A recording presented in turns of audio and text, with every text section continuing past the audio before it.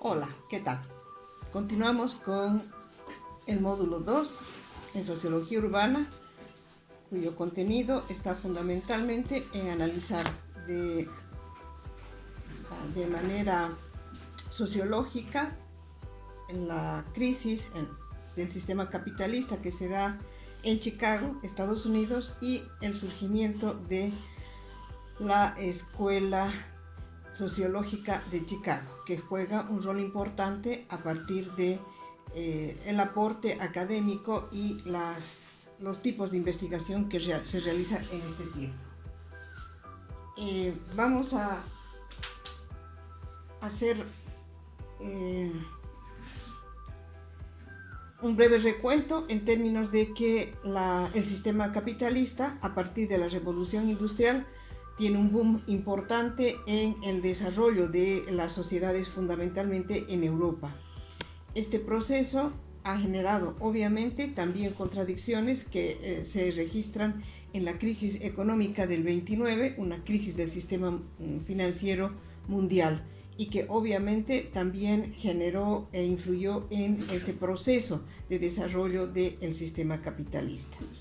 Bien, hoy vamos a hablar de Chicago, que es una de las ciudades importantes y expresa de manera muy clara en términos históricos cómo se genera un proceso de desarrollo capitalista a partir de la tecnología y de la producción, pero que también genera a partir y antes de la crisis del 29, empiezan a ver las contradicciones de este sistema.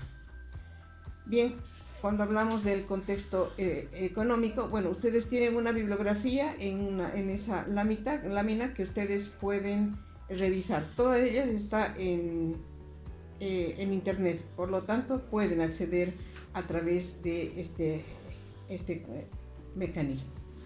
Bien, cuando hablamos de la ciudad de Chicago, vamos a hacer referencia a que a fines del siglo XIX era una de las ciudades más pobladas después de Nueva York. Pero, ¿por qué es tan importante Chicago en todo el desarrollo del sistema capitalista en Estados Unidos? Es una ciudad, evidentemente, que guarda características internas y externas que contribuyen a el desarrollo del sistema capitalista. Era una ciudad con intenso tráfico lacustre, contaba con puertos hacia el océano Atlántico, y esto en el boom de la revolución industrial era clave. Las ciudades que estaban articuladas a través de el transporte lacustre y o carreteras posteriormente eran las ciudades que tenían mayor beneficio en términos de la concentración de capital y la circulación del mismo a través de los mercados. Pero además de estar muy bien ubicada en términos de comunicación lacustre a través del Océano Atlántico, tenía una tierra fértil. Se caracterizó por la producción del maíz y tenía como ventaja varias lagunas, que era la provisión de agua para las actividades agrícolas. Su producción fue fundamentalmente agrícola y ganadera, pero además contaban con bosques que generan y es la materia prima para la madera, que a su vez permite y posibilita la construcción de las vías férreas. Había también las minas de carbón que generaban combustible. Las minas de hierro y la industria de acero fueron actividades económicas productivas muy importantes en Chicago. En 1850 tenían 30.000 habitantes, para que se ubiquen de que era una ciudad pequeña donde todos se conocían y las actividades que realizaban estaban fundamentalmente en la agricultura y en la extracción de algunos productos de materia prima. En 1900, es decir, 50 años más tarde, la población se incrementa a 1.700.000 habitantes. Obviamente, fundamentalmente de la migración que en ese momento es importante, que en una primera etapa llegan irlandeses, alemanes, húngaros, judíos, básicamente para desarrollar actividades de inversión y de operación de actividades capitalistas. Entre 1914 y 1918, hasta la Primera Guerra Mundial, migran una segunda etapa de una población de mexicanos y negros. Esto debido a la falta de ¿qué? De mano de obra en las actividades industriales a partir de la inserción como obreros. Obviamente se generan grandes contrastes económicos y estatus social, además de que se visibiliza la discriminación de raza. Los negros eran discriminados no solamente porque la mayoría eran analfabetos y tenían poco acceso a la información, a la educación, sino también por su raza. Max Weber, un sociólogo muy conocido en ese medio, hacía una referencia respecto a Chicago y decía que era una de las ciudades realmente increíbles, porque junto al lago habían bellos barrios residenciales con equipamiento, con infraestructura, etc. Pero a la vez habían detrás viejas casitas de madera y una absurda, dice él, casitas de madera que además estaban al margen del desarrollo, del bienestar que se había generado en Chicago. Observa y percibe como buen sociólogo de que hay grandes diferencias en términos de una estratificación social entre los productores traducidos en obreros y los dueños de los medios de producción. La crisis del 29 contribuye ¿a qué? A una depresión económica y financiera que era mundial, pero que en Chicago tiene un impacto muy negativo. A nivel mundial, las ciudades del mundo se vieron afectadas, especialmente aquellas las que dependían de la industria pesada y la industria de la construcción. En Chicago se contraen las actividades industriales, la desocupación es peor y hay una contradicción y una lucha entre los propietarios de los medios de producción y los obreros. Pero además hay una segregación racial en las fábricas, por lo que decía anteriormente. Es decir, esa migración negra que en un momento fue importante antes de la crisis del 29, fue importante ante el boom de la producción, dejan de trabajar, se convierten en desocupados y hay una lucha ya no solamente en términos raciales, sino también espaciales.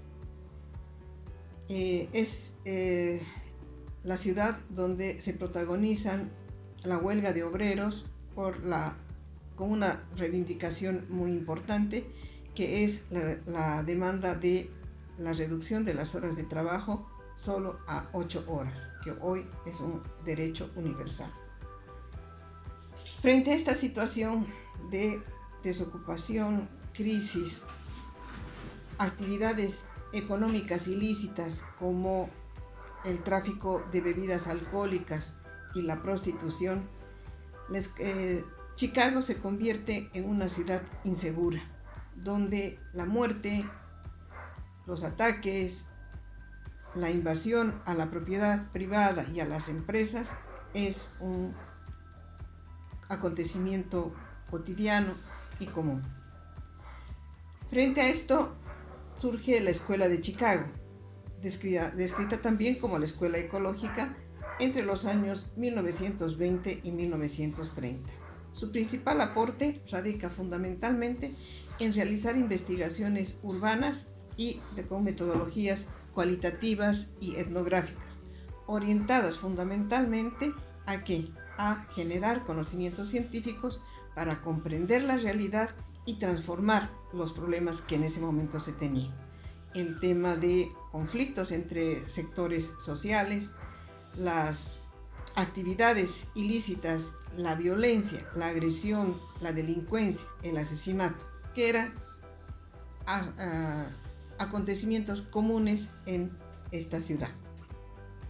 Se sustenta entonces la investigación empírica, que implica abordar estos problemas ¿para qué? Para comprender y establecer lineamientos que permitan resolver estos problemas sociales, económicos que se daban en la ciudad. En ese sentido, la teoría funcionalista desarrolló gran parte de sus esquemas estratégicos metodológicos, pero además sobre los temas en los que trabajar.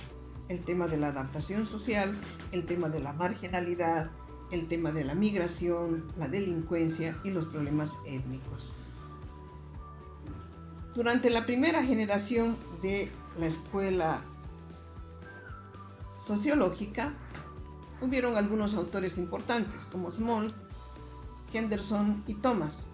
Estos investigadores iniciaron investigaciones y estudios a partir y desde la perspectiva de la moral y las buenas costumbres. Estos estudios estaban orientados a comprender las formas de comportamiento de los grupos sociales que se asentaban en la ciudad y los problemas que causaba la migración y la asimilación cultural y étnica. Para estos autores, la inmigración era un problema social. Hoy, obviamente, eso es discutible y debatible.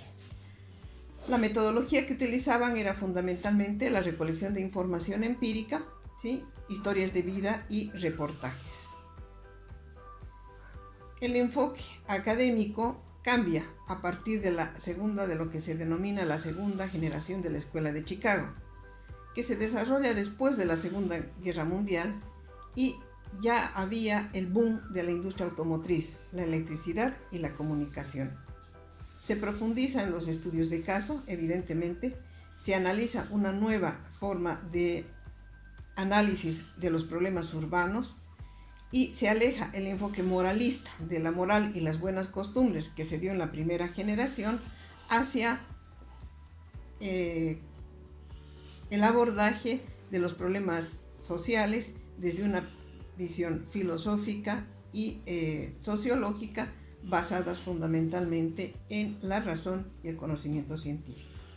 Y en este sentido, impulsan estudios que estaban orientados a contribuir a la planificación urbana, es decir, a estudios macrosociales que permitan no solamente resolver los problemas o enfocar los problemas de contradicción en términos étnicos, en términos sociales, en términos laborales y vecinales, sino además analizar los conflictos étnicos, la vigencia de los guetos y el crimen organizado, pero desde una perspectiva también macrosocial.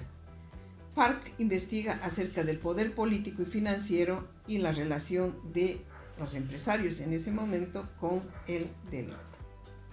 Este proceso ha contribuido, a diferencia de la Escuela de Frankfurt, ha contribuido a desarrollar metodologías orientadas fundamentalmente en la observación, en las técnicas cualitativas, pero además de establecer mecanismos que nos permitan conocer las contradicciones, lo que los funcionistas llaman la disfunción de los diferentes componentes que formaban parte de la sociedad. Fue un aporte importante en función de este proceso de resolver la urgencia, de resolver los problemas a partir de una mirada científica y académica. Hasta aquí quedamos con este segundo módulo que hace referencia a la Escuela de Chicago. Gracias.